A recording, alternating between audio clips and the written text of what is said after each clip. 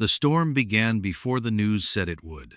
By the time Emily Carter pulled off Highway 71, the sky had already folded itself into metal gray. Her wipers carved frantic lines across glass as thunder shook the sign ahead. Lakeview Motel vacancy. The red neon flickered through sheets of rain like a heartbeat losing rhythm. She'd been driving for hours, chasing distance more than destination. When she parked beneath the canopy, the downpour swallowed every other sound. For a moment, she just sat there, breathing, watching water bead on her hands. Then she stepped out and ran for the office. The lobby smelled of wet carpet and old coffee. A television murmured behind the counter weather warnings, scrolling across the bottom of the screen. The clerk didn't look up until she spoke. "One night?" she said, voice thin but steady. He slid the key toward her. A brass tag stamped 209. Cash only, no ID check, just the bored efficiency of someone paid not to notice. Emily thanked him, though he barely nodded. She left a trail of rain across the linoleum and up the narrow stairs that hummed with buzzing lights. Outside, thunder rolled closer, softening the world into blur. Room 209 waited with that impersonal stillness. Every traveler knows clean sheets, hollow air, curtains that never quite close.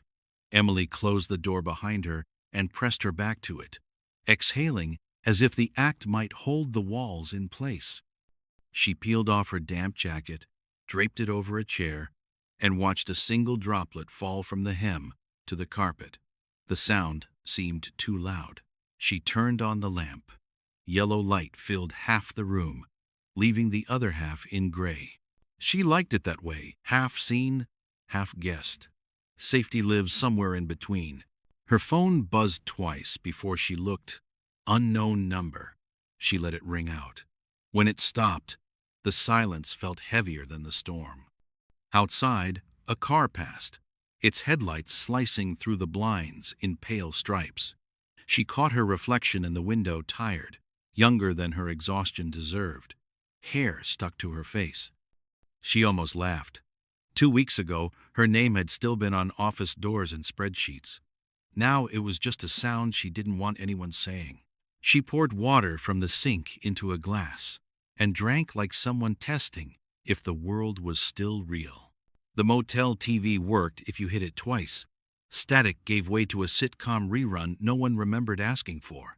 Emily watched without listening, the flicker washing over her face. She thought of calling her sister, of explaining everything, but there was nothing she could say that would sound sane. The rain outside grew harder, pinning her inside the room. On the nightstand lay a single Gideon Bible, swollen with moisture. She opened it, found a folded receipt tucked between pages of Job. Different handwriting, different name. Someone else had needed this room before her, and maybe hadn't left clean. At 10:12 p.m., the clerk downstairs noted that the phone lines flickered. He'd blame the weather later, though the storm hadn't touched power yet. Cameras in the hallway caught her stepping out once barefoot, holding her key, glancing both directions before vanishing back inside. No visitors, no knocks. Just that brief moment when she seemed to listen for something only she could hear. People always talk about final looks like they're tragic. Sometimes they're just practical. Emily checked the lock, the window latch, the light under the door. Satisfied, she whispered something maybe to herself, and the camera saw nothing else. Midnight found her sitting cross-legged on the bed, laptop open but dark. A note-taking app filled with fragments, numbers, dates, a name underlined twice, M. Cole. Thunder rattled the thin window. She jumped, then smiled at her own nerves. She typed one last sentence. He doesn't know I kept copies. Then she closed the lid and set it beside her bag. Somewhere below, a door slammed. Maybe wind, maybe not. She turned off the lamp, leaving only the pale blue wash of the TV. The glow pulsed like a heartbeat, then flattened into snow. The rain kept time on the glass. Sometime after 1, another call came. The phone buzzed, vibrated across the table until it hit the glass and stopped. Voicemail this time. A man's voice. Distant, careful. "Emily, call me back. You don't understand how bad this looks." Then static. A half-heard word. Wrong. She deleted it without listening again. Outside, the rain began to lighten, trading violence for rhythm. She stood at the window, palms on the frame, watching water crawl down the pane like veins. For a second, the reflection behind her shifted. She turned nothing but her coat, swaying from the chair. It was enough to make her pack. The hallway was empty, except for the hum of fluorescent lights, carpet soaked from guests tracking weather indoors. She walked fast, shoes in hand, until she reached the vending machine alcove. Coins jingled. The can clattered into place. Cherry cola. She smiled habit, not joy. Behind her, the stairwell door creaked open. She froze, listening. Only wind sighed through the crack. When she turned, the door was still. She grabbed her drink and went back to 209, heart louder than her footsteps. People imagine danger as noise. Sometimes it moves quiet, waiting for you to notice the silence it leaves behind. At 2:17 a.m., the storm broke completely. Rain thinned to mist, wind easing through the parking lot. The security camera outside caught her standing by the railing, phone to ear, hair pulled back. She said something, lips forming. One word, "Please." Then she looked toward the highway, where a single pair of headlights slowed, then continued on. When she went back inside, the camera fogged from humidity, image blooming white before cutting out. Maintenance logs show the lens wiped clean at 8 a.m. by housekeeping. Between those hours, no footage remains. The gap is where stories start to drown. Morning smelled of ozone and coffee. Room 209 showed the kind of order that makes officers nervous. No struggle, no mess, no witness. The bed was made tight, as if she'd never slept. Laptop gone. Phone on the nightstand. Dead battery. Half a glass of water on the counter. Lipstick ring, faint but visible. The Bible still open to Job. The receipt gone. Curtains drawn half an inch wider than regulation housekeeping practice. Detectives catalog details like lifelines. One suitcase, clothes folded, wallet untouched. She'd left something behind, they said. Maybe herself. Maybe a message no one knew how to read. The clerk remembered her smile. Not warm, not cold, just polite. He said she paid in 20s. Exact change. Fingers trembling slightly. Asked if he'd noticed anyone following her. He shrugged. "Not from the window," he said. "But the lot's big, and rain hides everything." When he replayed the night's footage, the feed jumped at 2:20 a.m., losing 3 minutes of data. Glitch, maybe. Or someone pulling cables. Downstairs, in the maintenance closet, the lock had been forced days before. They'd taped it, never replaced it. The tape was gone. The space smelled of damp earth, like the rain hadn't left yet. Detectives traced her car first, a silver Honda Civic left neatly in space 14. Keys still in ignition. No prints except hers, and a partial smudge on the trunk latch. Inside, the passenger seat held a manila folder with 2 photos, one of a man mid-40s, business casual smile, the other of a warehouse, both labeled Coal Industries. The engine, still warm hours later, suggested recent movement. They checked the odometer. 6 extra miles unaccounted for since her check-in. 6 miles is nothing on paper. On a map, it's enough to hide a life or bury one. Either can look tidy from above. By noon, local news had their headline, "Woman Disappears During Storm." They showed the motel's sign, flickering under gray sky, reporters in slickers, rehearsing empathy. Someone online recognized her. "That's Emily Carter. She worked in finance up north." Within hours, forums bloomed theories. Runaway, affair, whistleblower, Alien abduction. Truth never trends as fast as guesses. Police released a still frame, her silhouette on the balcony, blurred by rain. The comments, filled with strangers' confidence about what fear looks like. It always looks like someone else, until it doesn't. The motel kept renting 209. People like symmetry. Ghosts do too. 3 days later, a fisherman found a suitcase half buried in silt along the reservoir south of town. Tag torn off, zipper rusted. Inside, women's clothes folded in hotel-tight stacks, and one USB drive sealed in plastic. No wallet, no ID. Forensics pulled partial prints matching Emily Carter. The files held nothing but scanned invoices, a few emails, and one video clip labeled "for release." It wouldn't open. Encryption beyond local tech capacity. Federal agents took over quietly. Locals assumed progress. Investigators knew silence is sometimes strategy. Storms clear the air. This one had only thickened it. Agents visited the clerk again. He'd shaved, dressed better, guilt or fear pushing hygiene. They asked if he'd seen anyone else rent 208 or 210 that night. He checked records. 210 empty, 208 booked online under Mark Cole. No ID scanned, system error, he said. Payment processed. Card later flagged stolen. The room showed no sign of use except a coffee stain shaped like an island on the nightstand.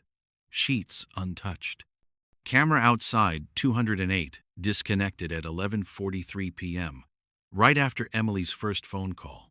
Patterns don't confess, but they whisper. This one whispered names louder than evidence could. They traced Mark Cole to a real person, a CEO under investigation for securities fraud. Emily Carter's employer, until she resigned 3 months prior, citing ethical concerns. He claimed ignorance, told press he hadn't seen her in ages. Cell tower data disagreed. His number pinged the same tower as hers the night she vanished. When confronted, he smiled for cameras, said coincidence. Coincidence doesn't rent a room next to yours under a false card. Coincidence doesn't cut hallway footage or erase a timestamp.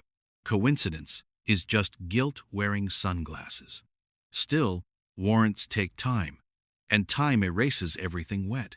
1 week after the storm, a maintenance diver inspecting flood drains found something lodged near the runoff grate, a cell phone sealed in a freezer bag. Model matched hers. Battery corroded, but data recoverable. The last video recorded 2:21 a.m. timestamp, matching the hallway glitch. Frame opens on darkness. Then a voice whispering, "If you find this, tell them he," followed by a slam and rushing sound. Audio peaks, then cuts. No faces, no proof, only fear, shaped into frequency. Technicians replayed it 50 times. Each time it sounded closer, like the microphone wasn't the only thing in the room. The motel emptied soon after. Guests complained of noise in the walls, lights flickering at 2:20 a.m. Room 209 stayed booked by investigators for weeks, then closed for repairs. Reporters moved on. The world prefers neat endings. But every storm leaves residue. Receipts misfiled. Calls unreturned. A damp outline on a chair no one sits in anymore. In the end, absence becomes its own evidence. Emily Carter remains missing, last seen under neon rain. Some say she ran.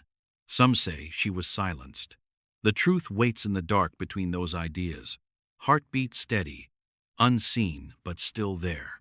Months later, when the motel finally reopened, guests noticed something peculiar. Room 209's lamp flickered once every night at 2:21, even when unplugged. Housekeeping joked, "Left it alone." One officer returned off duty, stood by the door, listening. He swore he heard a woman's voice behind the thin wall, whispering a single word, "Please." He didn't open the door. Sometimes justice isn't about finding who did it. It's about not forgetting who it happened to. In the ledger, her name remains Emily Carter. One night. The rain comes less often now, but the sound never really stops. When the recovered phone footage reached the state lab, the case moved from local curiosity to federal interest. The video was less than 10 seconds, but inside those seconds was everything that mattered: panic, proximity, and a voice that did not belong to Emily. Technicians isolated a low male tone saying, "Keep quiet," before the sound drowned in static. The timestamp confirmed she was alive at 2:21 a.m., minutes after cameras died. Every time they replayed it, the room felt smaller. Evidence doesn't scream, it whispers. And if you lean too close, it starts whispering back. Investigators re-entered room 209. Forensics had already stripped it bare: carpet cut into samples, drywall patched where prints bled faintly through paint. Still, one detective stood by the window, tracing a fingertip across the glass where rain had left mineral veins. Beneath the sill, ultraviolet revealed what eyes missed: a palm print smeared downward, small, desperate, ending halfway to the floor. They lifted it, cataloged it, and realized it wasn't Emily's. Whoever touched that window wasn't trying to leave. It was someone holding it closed from the inside. Across town, the former clerk packed his things. He'd quit before dawn, telling friends he was done with ghosts and cops. But ghosts don't honor resignation. 2 weeks later, he called investigators from a motel 3 counties over, saying someone had followed him. Someone driving the same black sedan that used to idle outside Lakeview's parking lot. When police traced his call, he was gone. Room empty, bed made, lights off. Just a single key tag on the table stamped 209. Sometimes hauntings don't wait for death. They start when you stop pretending you didn't see enough. The FBI's cyber unit decrypted the USB from Emily's suitcase. Inside were spreadsheets, numbers, transfers, signatures linking coal industries to shell companies funneling money offshore. Nothing sensational except one folder labeled 209. It contained scanned internal memos about a whistleblower complaint, filed but never processed. At the bottom, a name: Emily Carter. The document was dated 2 days before she disappeared. One agent stared at the timestamp long enough to whisper, "She didn't run." She warned, "Truth can be motive." And in corporate language, whistleblowers die of natural causes called silence. Agents brought Mark Cole in for questioning. He arrived polished navy suit, faint cologne, the confidence of men who've practiced control as religion. He denied knowing Emily's whereabouts, said the files were unauthorized drafts, blamed a disgruntled ex-employee. When shown the motel footage, he tilted his head. "That's not me," he said. His lawyer nodded on cue. But when they played the audio from her phone, the whisper, the tone, his eyelids twitched. "Small, but visible. People hear what they want in storms," he said softly. "Especially the scared ones." He smiled like the world couldn't touch him. Maybe it couldn't. Public interest returned overnight. News anchors called it the Room 209 mystery. The motel became pilgrimage for amateur sleuths with drones and podcasts. They photographed the balcony, the door, even the drain pipe. Someone sold motel key replicas online. None of them knew how close they stood to where fear once lived. The owner repainted the walls twice. Both times, moisture bled through in human shapes. The new clerk worked days only. At night, he swore he heard a phone ring behind the locked door 3 buzzes, then nothing, like an unanswered warning looping itself back to the start. Investigators dug into Cole's travel logs. His alibi placed him in Tallahassee that night, delivering a keynote speech to a charity board. The time-stamped photo proved it, until analysts noted the EXIF data. Picture taken at 7 p.m., uploaded at 11:49. a delay convenient enough to hide a drive down Highway 71. Toll camera records caught his license plate at 9:14 p.m., heading south. He'd argued the next morning that he was home before midnight. The evidence disagreed politely but firmly. Money buys distance, not erasure. Pixels don't lie, but they wait for permission to speak. They reopened the reservoir where her suitcase had been found. Divers scanned the bottom with sonar and found metal shapes, discarded shopping carts, a rusted signpost, a single door panel marked with paint flakes matching Lakeview's trim. Embedded in silt near it was a second rope, frayed, knotted tight, with hair caught between fibers. DNA confirmed. Emily Carter.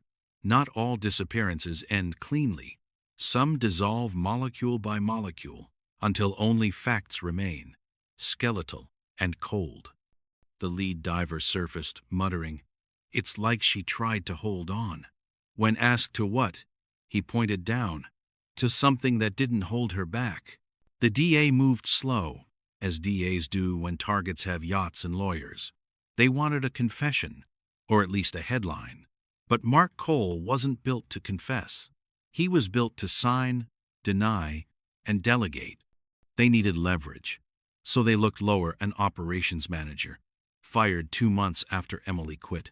He'd been paid severance in cash. Under questioning, he cracked. "She had proof," he said. "Real proof," Cole said. "Handle it." "I called someone." "Who?" "A fixer, from Jacksonville. He said it'd look like she ran." They showed him the palm print. He stared until tears blurred the ink. The fixer's name was erased before it reached paper, but his pattern wasn't. Multiple clients, same method. Intimidation, silence, vanish. He died 6 months earlier in a boating accident off Tampa. The line between accident and convenience blurs under salt water. Investigators built a timeline anyway. Payments routed through dummy accounts, calls from disposable phones, surveillance of whistleblowers who'd gone missing before. The difference this time was a storm that refused to forget. Lightning had made ghosts visible for 10 minutes, long enough to record the sound of guilt breathing through static. Sometimes, weather delivers justice better than law. In a warehouse raid tied to coal industries, agents found a server cluster wiped to near ash. One drive survived, damaged but readable. Among financial logs sat an archived video feed labeled CAM 209 XT. It was from the motel's own system, missing from official backups. The clip ran 5 minutes rain, blurring everything until one figure emerged on the balcony, dragging another inside. Shadows. Indistinct, but enough. The taller silhouette wore a hood. The smaller fought until movement ceased. Then, nothing. No disposal, no exit. Only lightning, bright and impartial, freezing the crime for anyone willing to see. Cole's attorney called it doctored. The FBI called it admissible. The court called for a recess that lasted weeks. During that time, the public turned from fascination to fear, because stories like Emily's don't stay local. They become mirrors. Women traveling alone checked locks twice. Motels replaced keys with digital cards. True crime podcasts filled the void between updates, their hosts whispering empathy like prayers they didn't believe. Justice needs patience, but audiences demand closure. In that space between, Emily existed as symbol, trending for reasons she never chose. The living always consumed the lost. A year passed before the trial. By then, the Lakeview sign had finally gone dark. Rain rusted its bolts into silence. Cole arrived in court unshaken, as if the universe still followed his calendar. Prosecutors played the balcony video. He didn't flinch. They played the audio. He blinked once. Then they played her last voicemail, her voice saying, "If you find this, tell them he." The courtroom held its breath. That half sentence did more damage than any proof, because every listener filled the blank differently. And in each version, he was guilty. Conviction lives in imagination first. The verdict came after 8 hours. Guilty on obstruction, not murder. Insufficient evidence of direct involvement. He'd hired silence, not applied it personally. The public erupted. Protesters lined courthouse steps with umbrellas under artificial rain machines, tribute or mockery. No one knew. Cole served 2 years, appealed, and walked free. Money teaches the law humility. Emily Carter remained legally missing, even though everyone knew missing was just a polite synonym for buried. The rain, the night of the verdict, sounded rehearsed, like the sky remembering an old script it never finished reading. Years blurred details but sharpen echoes. Room 209 stands gutted now, door welded shut. Locals say at night, the corridor smells of ozone, and if you stand quiet enough, you'll hear typing the faint click of a laptop returning to life. Once, a cleaner swore she found the Gideon Bible back on the nightstand, open to the same page of Job, verse underlined. The thing which I greatly feared is come upon me. Management replaced the book. It reappeared 2 days later. You can repaint walls, but water remembers. So do rooms built to keep secrets. The investigator who led the case keeps the motel key on her desk. She says it reminds her that truth isn't lost, only patient. Every few months, she revisits the file, hoping technology will catch up with ghosts. The phone's corrupted data still hides fragments 2 seconds of silence before the slam, one distorted syllable after. Some believe it's help, others, him. She doesn't care which. She just listens again, each time hearing her own breath, syncing with Emily's. 2 women, separated by fear and years, bound by the sound of a door closing. Mark Cole now lives under a different name, in a different state. He gives interviews about redemption, speaks at conferences on corporate ethics. His smile hasn't aged, but his eyes flinch at thunder. Once, mid-speech, a phone rang in the audience. 3 buzzes, then nothing. He froze, forgot his line, stared into lights as if someone had called from underwater. The recording went viral. Billionaire CEO haunted by his past. He laughed it off publicly, but insiders say he hasn't spent a night alone since. Conscience has the best reception when the world is quiet.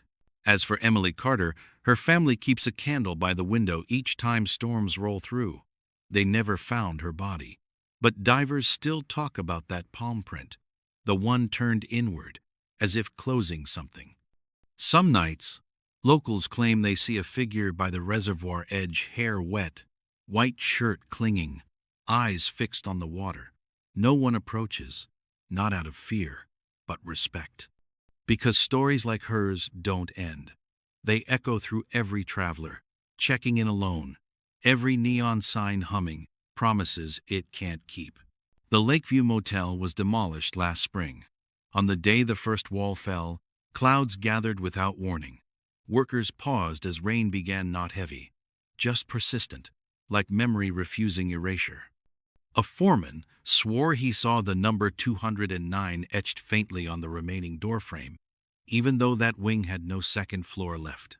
When the dust settled, a single brass key lay in the mud, tag tarnished but legible.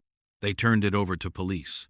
Chain of custody began again, looping the case into itself like time tightening a knot. Every story has a last scene, though not every story deserves one. For Emily Carter, it's somewhere between thunder and confession, between justice half served and peace half earned. Maybe her voice still lingers on magnetic tape, waiting for playback that never comes. Maybe the rain outside every lonely motel window is her, knocking softly, asking if anyone's still awake.